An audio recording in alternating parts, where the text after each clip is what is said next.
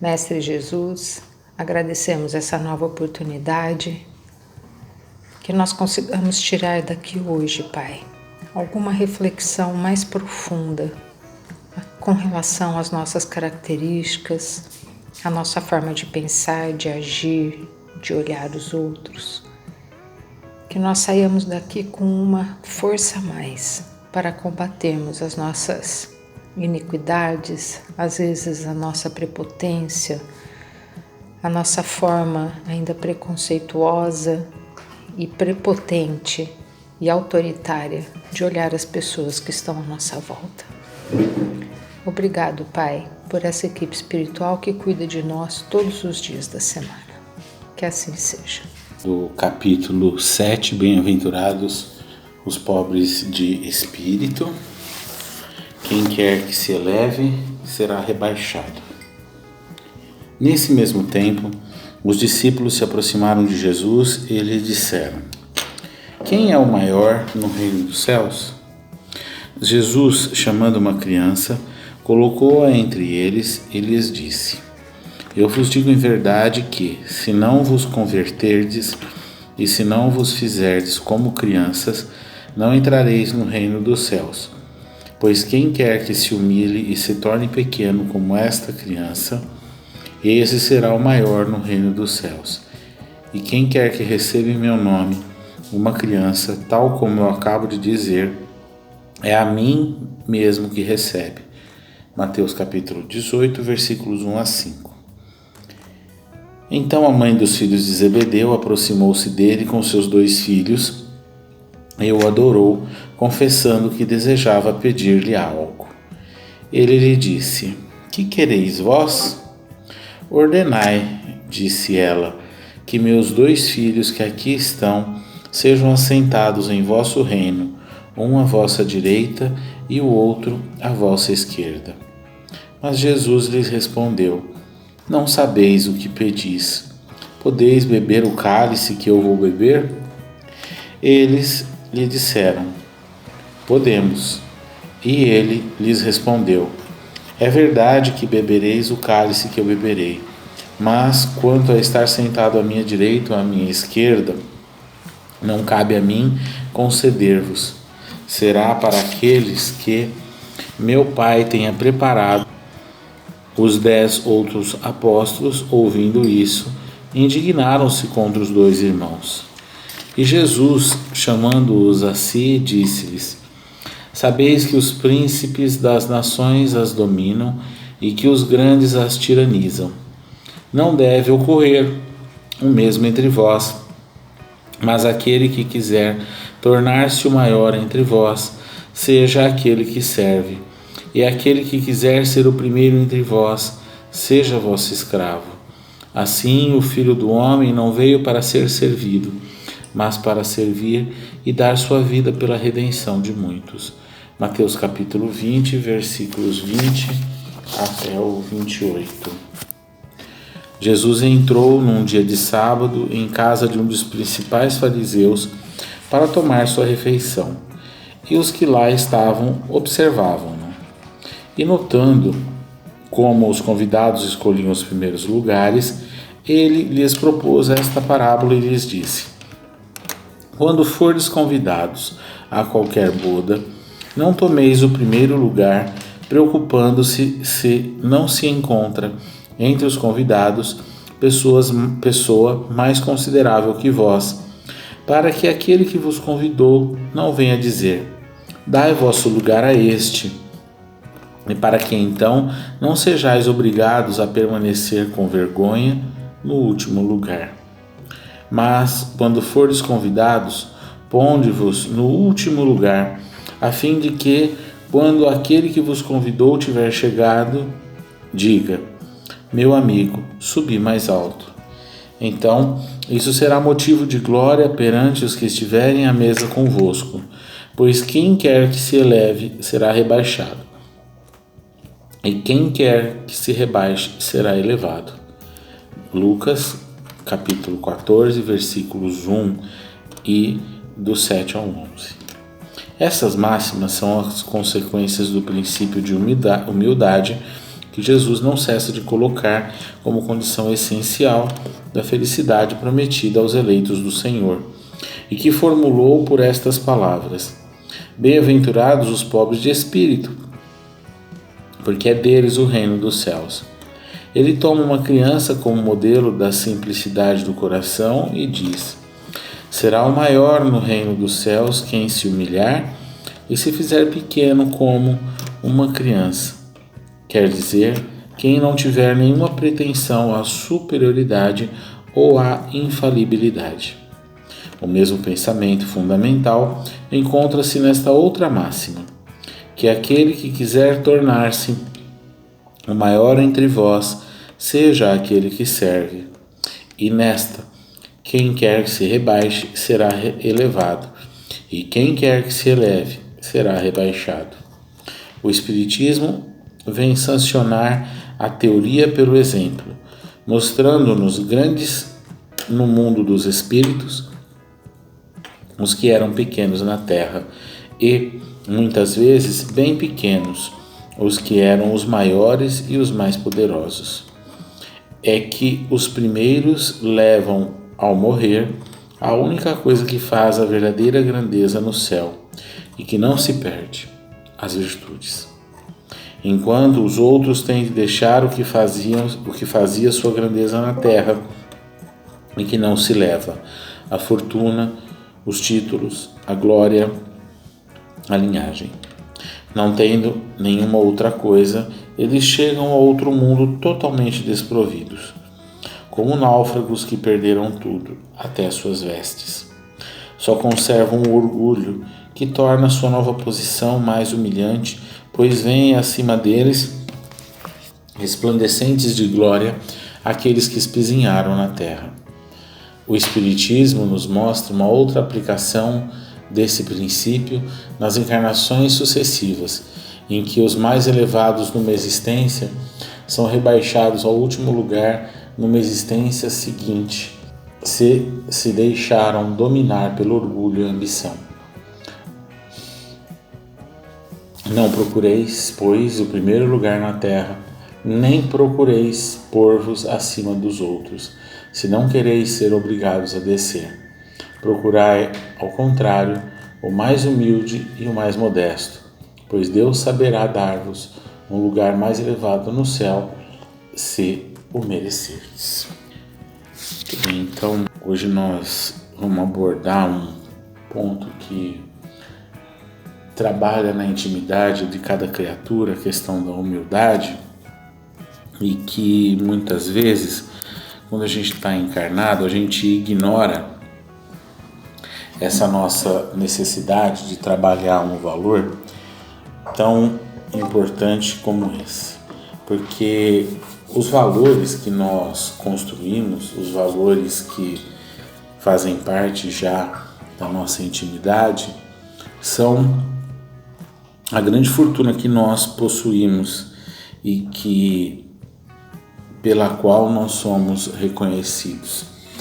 Quando a gente olha para a nossa realidade espiritual e muitas vezes a gente se depara, com esse importante entendimento do valor da humildade, a gente não tem como passar por um trecho como esse e não observar as nossas atitudes e não observar o que nós realizamos durante a atual existência.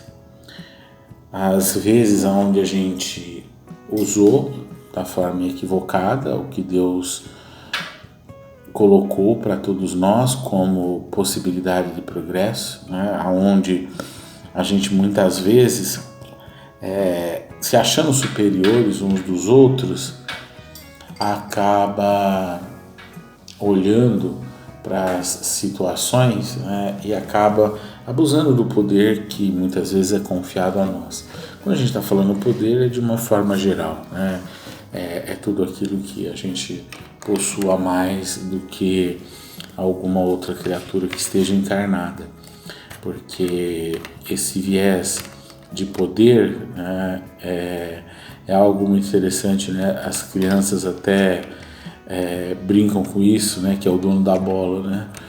E a gente tem essa atitude quando a gente tem alguma coisinha que seja que o outro às vezes necessita de nós, e muitas vezes a gente faz o outro se humilhar, né, para que ele possa usufruir daquilo.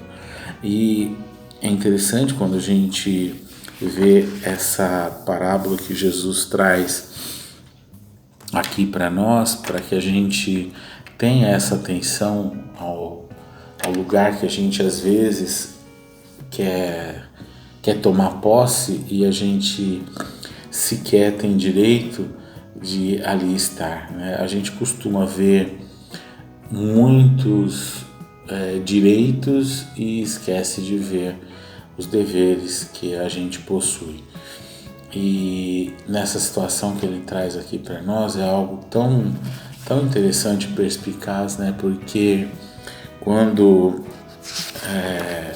eles falam, né, de beber o cálice de Jesus, e toda vez que eu leio esse trecho sempre vem isso à mente. A gente não imagina as situações que a gente vai vivenciar por estar numa determinada posição, né? E aí a gente vê o que acontece com Jesus, como ele é tratado, né? Depois a gente vê o que os próprios apóstolos passaram, cada um individualmente, passando, né, as suas situações difíceis, mas obviamente a gente, quando vê uma possibilidade às vezes de a gente estar acima uns dos outros, a gente olha só o estar acima. A gente vê o lugar vazio na cabeceira da mesa e a gente quer o lugar vazio, mas a gente não quer muitas vezes as responsabilidades, não quer as obrigações e os deveres que aquilo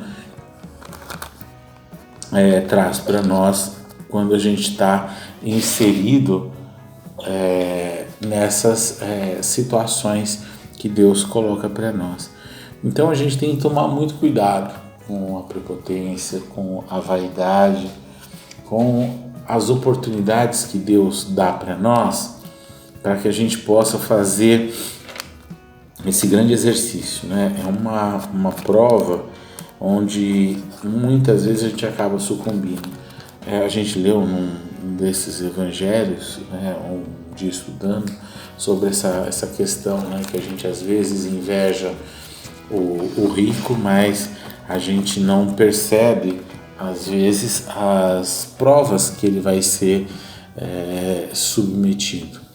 Então a gente parando para observar quem nós somos, parando para observar o que nós temos realizado, a gente vê o quanto, né, a gente às vezes, como a gente falou, já desperdiçou oportunidades.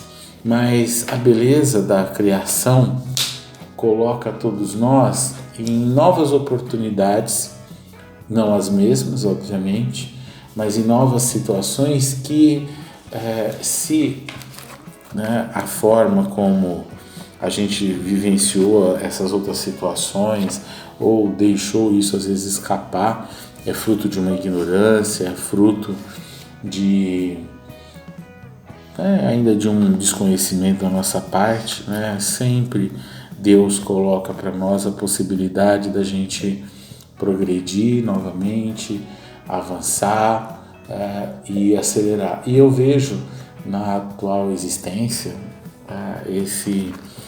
esse grande movimento divino onde nos é concedida a oportunidade de ter a doutrina espírita, uma doutrina compilada há menos de 200 anos, mas que esclarece tantas coisas para todos nós, que abre os nossos olhos, que traz para a gente uma grande oportunidade e que muitas vezes a gente age com a doutrina espírita da mesma forma como a gente age com as outras coisas.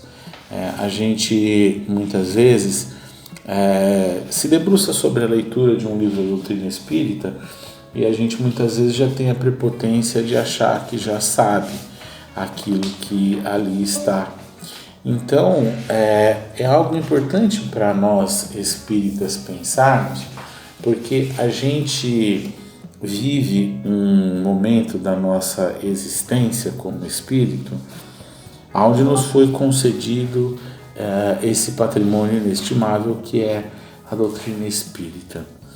E a gente olhar se a gente está usando a doutrina espírita para realmente nós nos tornarmos criaturas melhores, nos tornarmos essas criaturas que a gente se depara por todo o Evangelho, por toda a doutrina espírita, que trazem para nós essas características que a gente tanto busca, de bondade, de passividade, espíritos extremamente bondosos, pacíficos, espíritos preocupados com os seus irmãos, que se dedicam tanto, para a gente pegar toda a obra espírita, a gente vê quanta dedicação para que chegue até nós algo que engrandeça a nossa caminhada, que faça com que a gente não caia nos equívocos que muitas vezes a gente acaba caindo, que é esse equívoco que ele traz aqui para nós, da gente se elevar, porque soberano e superior a nós, somente Deus.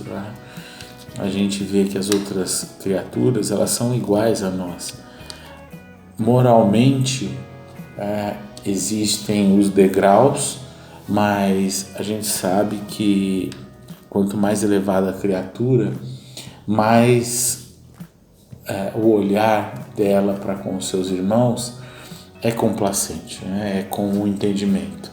É como se a gente, por saber do estado que a gente se encontra, a gente olha e vê o caminho que vai ter que percorrer e sabe que a criatura que age dessa forma, ela está nesse âmbito da ignorância. E a ignorância, ela merece de todos nós o cuidado para que a gente vá aos poucos tirando tantas e tantas criaturas que vivem nela, para que a gente possa, desenvolvendo-se, ser cada vez melhor. O Evangelho de hoje ele traz muito isso para nós, entender a importância de que se nós realmente somos moralmente superiores uns aos outros, a gente tem muito mais compaixão e o entendimento necessário para operar da forma correta no âmbito de tratar os nossos irmãos.